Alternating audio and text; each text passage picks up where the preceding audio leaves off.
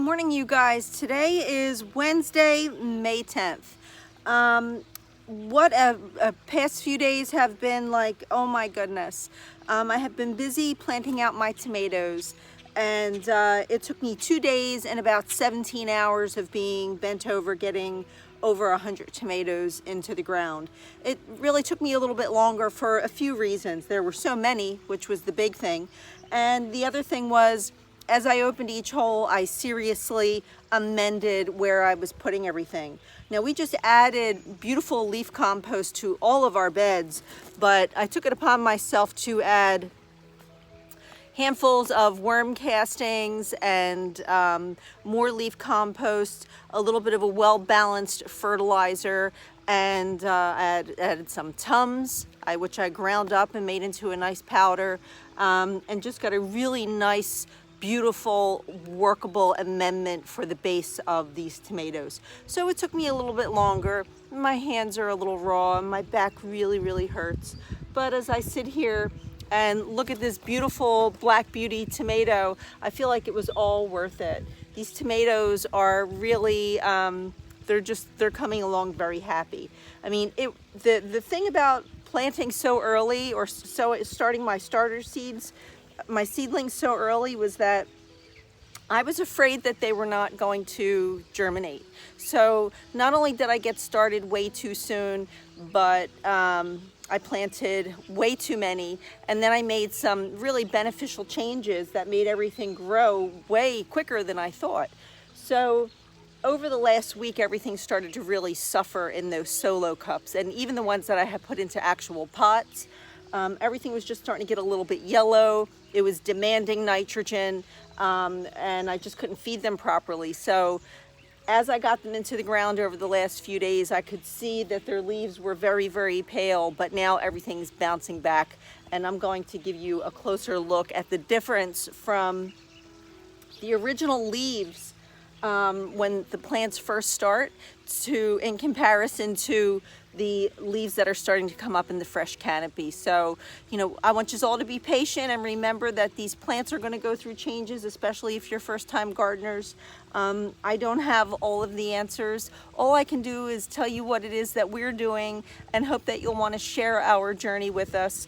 And, while it seems like we're offering advice, everyone has some advice to offer, and sometimes the advice is so, out there, it's so extreme. It's like what might work for you might not work for me, and the other way around. So it all depends on your soil and your sun exposure, and what it is that you're dealing with as far as your sun mapping, and what the soil is so important. So we spent a lot of time this year really amending things, and we're just, like I said, we're just telling you about our journey, and we hope that you enjoy watching us and see what kind of successes and what kind of failures we learn from.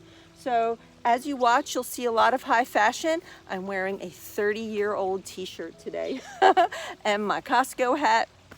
I am a mess, you guys. I am going to have dirt down deep into my fingernails today, because after I give you a quick garden tour, I'm going to be going back and planting all of my peppers that I grew from seed, and I have thousands and thousands of flower seeds to sow, green beans, zucchini, all sorts of stuff. So it's really hard to take you along with me for everything. So at most of this journey, I'm going to be showing you how it looks afterwards, because when your hands are filthy and you have screaming parrots and still preparing fresh food 4 times a day, it's a lot. So bear with me as we go along. I'm going to turn the camera around and give you a close-up look of this beautiful Black Beauty tomato plant that I started from seed.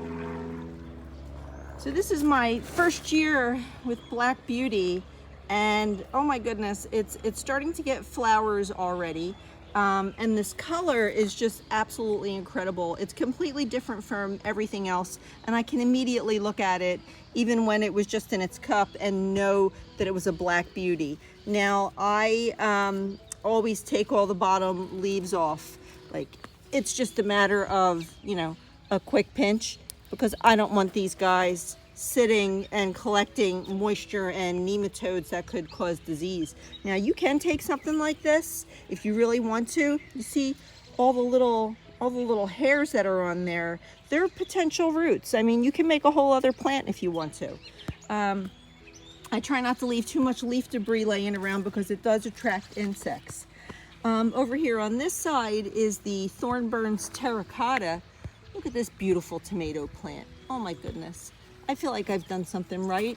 I don't want to count my blessings too quickly, but I think it's going to be a good year. This is my Dr. Witchy's.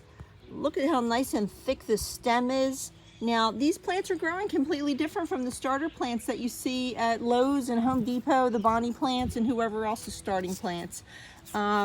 They have such dark green leaves and thick chubby stems. I think they are fertilizing them to epic levels this year. This plant's a little bit lighter because it's a yellow tomato, so I think that affects the overall color of the plant. Over here I did my mortgage lifter, which is, I wish that I could really get in here and show you, see if we can focus in. The stem is really, really beautiful and has a lot of just fuzzy, all the fuzzies that are on there. Come on, camera, focus. There you go. You can see all the fuzzies on the stem. You know, that's really a good sign of a healthy stem. As you bury these tomatoes nice and deep, all those fuzzies will grow roots. Now this raised trowel here, I'll say it over and over, I absolutely love this. This was the Tractor Supply trowel. It's perfect because it's right at my waist. I started radishes a few weeks ago, and now I'm doing my MI garden. I got to tie off my I started to put stakes in, but I didn't tie them off. Look how beautiful. This is the regular Roma tomato from MI Gardener. I really, really like the way this looks compared to the Martino's Roma from Baker Creek.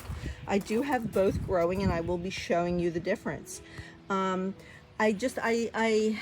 been growing the Martinos for several years, and they're very tiny little tomatoes, but they make delicious, delicious fruit. This has a beautiful color. The stem is very, very sturdy. I will go ahead and just based on this stage of growth, I'll be planning on growing the MI Gardener Roma tomatoes again next year. Now this is our little cottage garden where we did a video where we built this Craftsman shed that we bought at Lowe's, and I really did slam a review on it because it fell apart and blew away. Oh, it's a whole other video. We can link it below. But anyway, over here, I digress. This area is usually Chadwick cherries. And the Chadwick cherries grow pretty aggressive, but we had it caged up for a whole different system.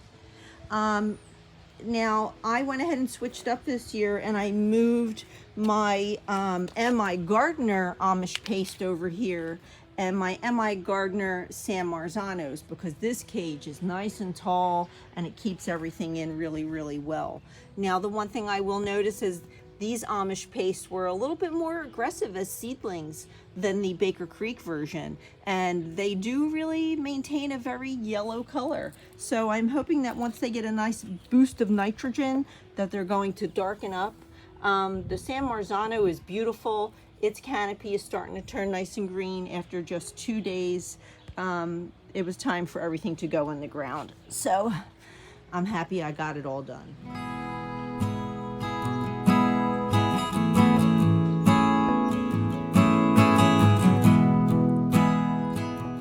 So if you stayed with me this long and this is your first time visiting here, welcome to our backyard garden. My name is Lee, and we will have garden content all summer long.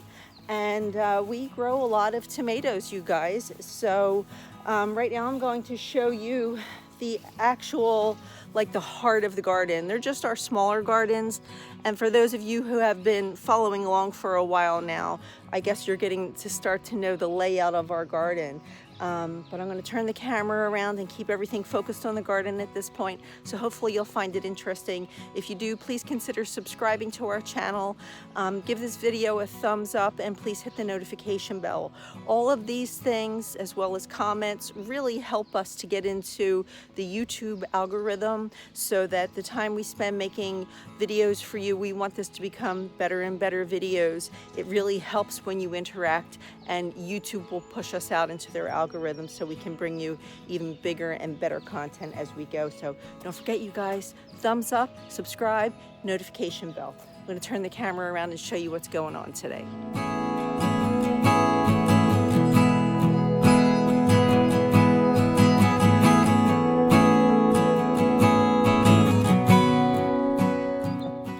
A quick reminder that this weekend we sowed our corn kernels in this little area here. Now you can see how nicely it's all hilled up and how the water goes down into the gullies, and we should have corn popping up any day now.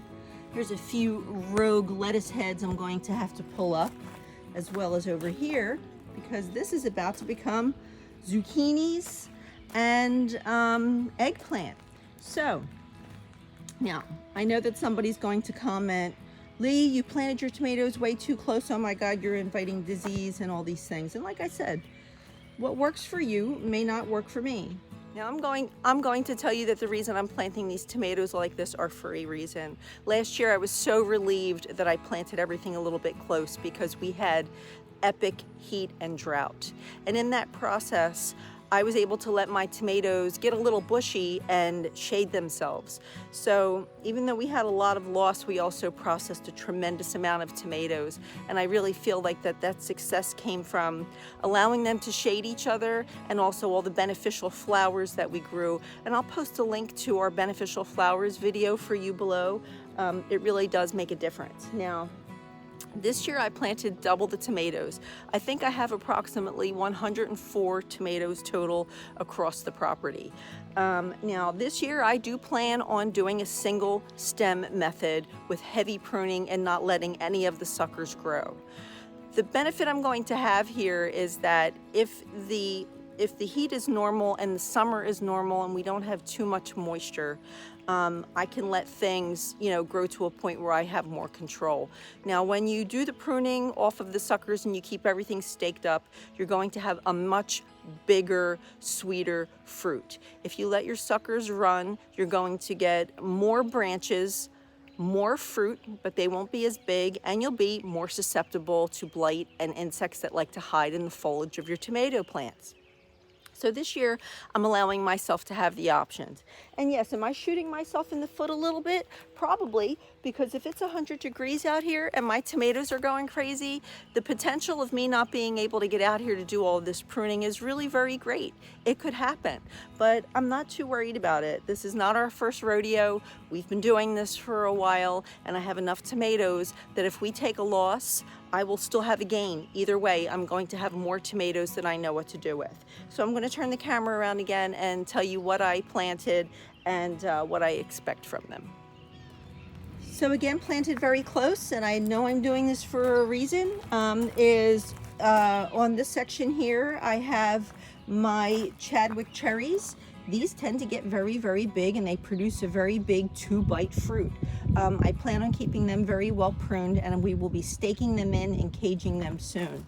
This is the difference between a size that I left in the solo cups to one that I up-potted that was sowed on the same date.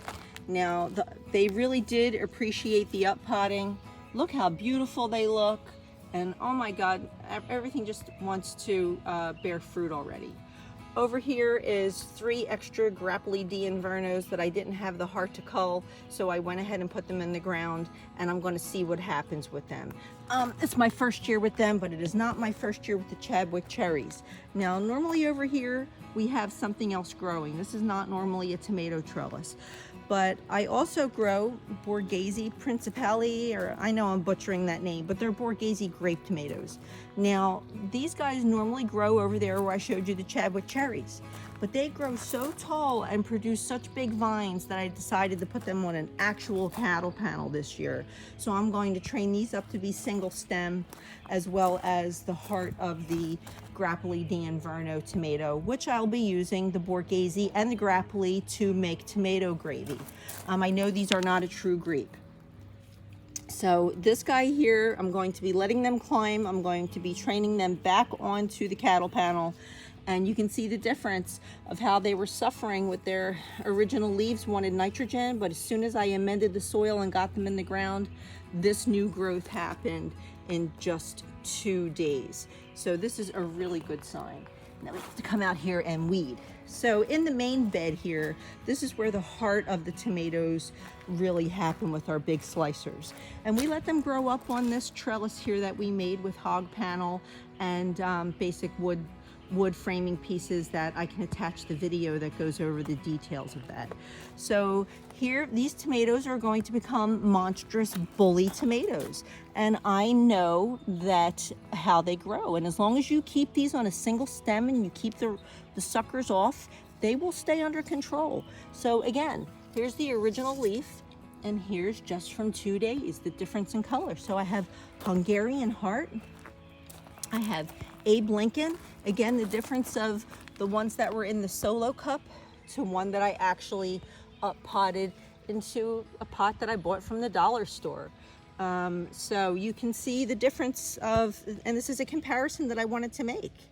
Solo cups for the life of the plant after it gets up potted to one that goes into a second up potting.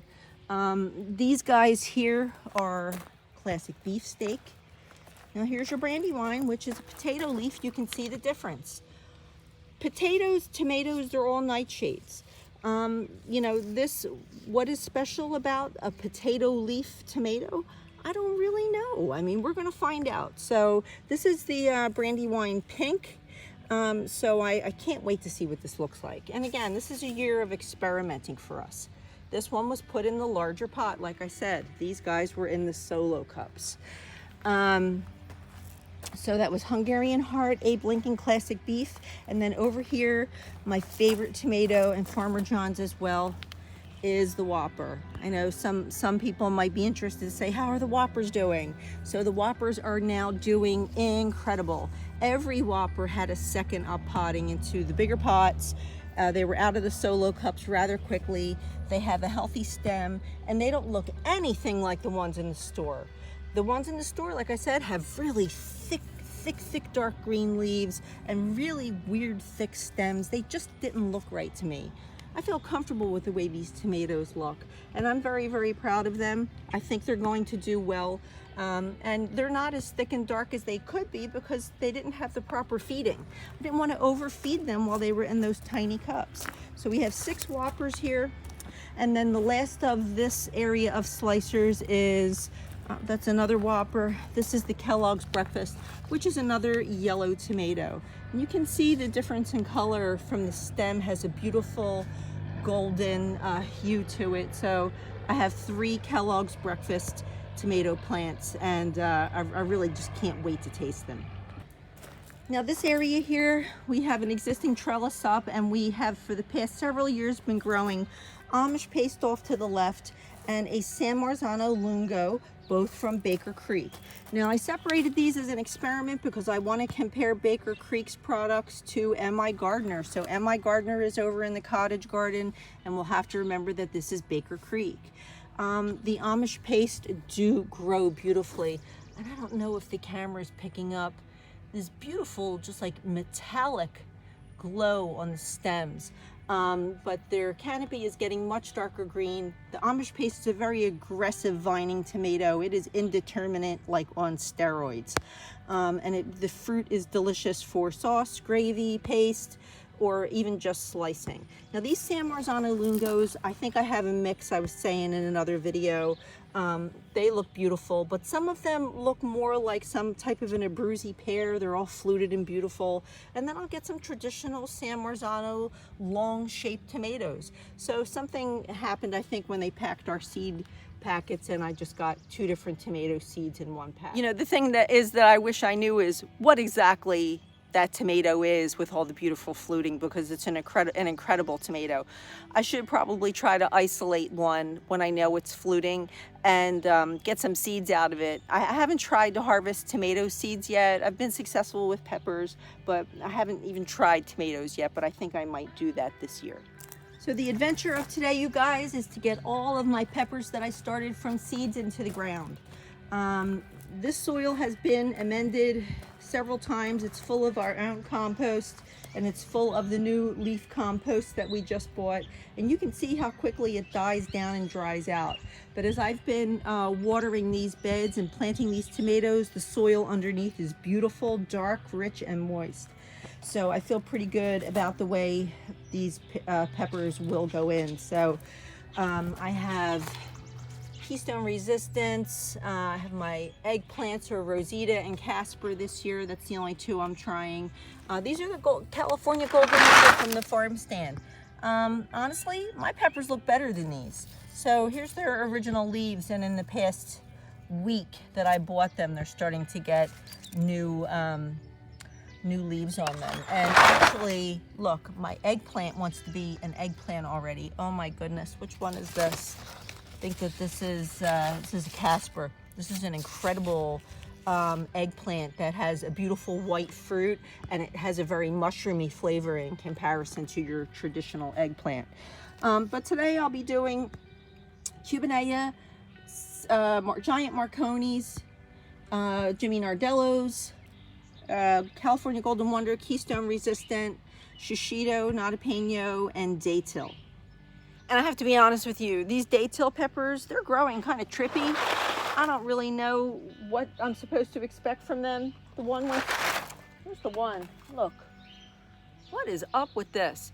I'm only growing this pepper because it was free from Baker Creek, and I looked at it and thought, oh no, it's another torch pepper. I can't eat it. I don't enjoy hot peppers anymore. I am spoiled by the wonderful heat from the shishito pepper. I can control it. The last few years we had some crazy hot jalapenos that were so hot. Even the people that we know that we shared with that are like true, sincere, fire hot pepper lovers are like, these were the hottest peppers we've ever had. And then I grew these some serrano peppers. And a storm came through and knocked the plants down. And evidently we read that when a hot pepper suffers trauma, that it creates a capsaicin load. So they were the hottest peppers. I couldn't even touch them. I had capsaicin burns all up my arms. I maced myself several times trying to take the seeds out. I still have them in the freezer from 3 summers ago, and they're still fiery hot, and they're still holding up really, really well. So these Daytil peppers will be getting isolated in a separate section of the garden because hot peppers and peppers in general are notorious for cross-pollinating, and I don't want my shishito peppers to end up being too hot. Now, because I might try to harvest the seed again. So remember, the cross-pollination effects happen at the seed level, and they affect the next generation of plants that you try to grow from them. So, but anyway, oh, let me turn this camera around and show you the light on this beautiful Whopper tomato. Oh, this tomato plant looks so great. I cannot wait. Oh.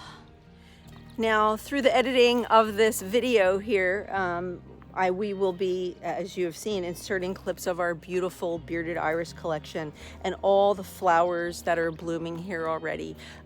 We have so many pollinators that are just waiting for us to get everything started. And they've been a little bit aggressive. We have a lot of wasps. There's a new bee out there. Here, I'm gonna walk over and show you. They are waiting. These are like yellow jackets too. We have bald-faced wasps, and I'm being very, very tolerant of them. They've been a little bit aggressive. I think he might be a bald-faced wasp. They've been hitting me and tapping me in the head. I don't really like it, but I'm coping with it. So the encouraging thing about that is the pollinators are waiting to pollinate, and you know, we know what they do here. They really do go to work. So there's just so many this year. They're never here this early. So, you know, I think it's going to be a good year, you guys. There's something I want to show you real quick that actually just popped up and opened today. Will you look at this bearded iris? Oh my gosh. Oh, I am obsessed. John is as well. This was a gift to me several summers ago from my friend and neighbor, Kathy. she said, "You want some bearded iris?" And I'm like, "Okay." You don't have to ask me twice. And since then, they have grown so prolifically. I have been able to share them with so many people. And I actually took some down to the wonderful Daylily farm and gave a few to her. And I wonder, I'm going to check in and see if hers are opening up too. Oh my gosh, gorgeous. So while I could make this tour last probably for another half an hour, because there's still other stuff that popped up, you guys. There's stuff growing. You know, I'm ready. I'm ready to put my gloves on. I got my hat on. When I have my hat on and my long sleeve stuff in the middle of this kind of heat, you know, I'm pretty serious. So I am going to get to work. So thanks for hanging out with me today, you guys. Thanks for giving us your time. Don't forget to subscribe, give this video a thumbs up, and hit that notification bell so you don't miss the next video, you guys. I'll see you soon.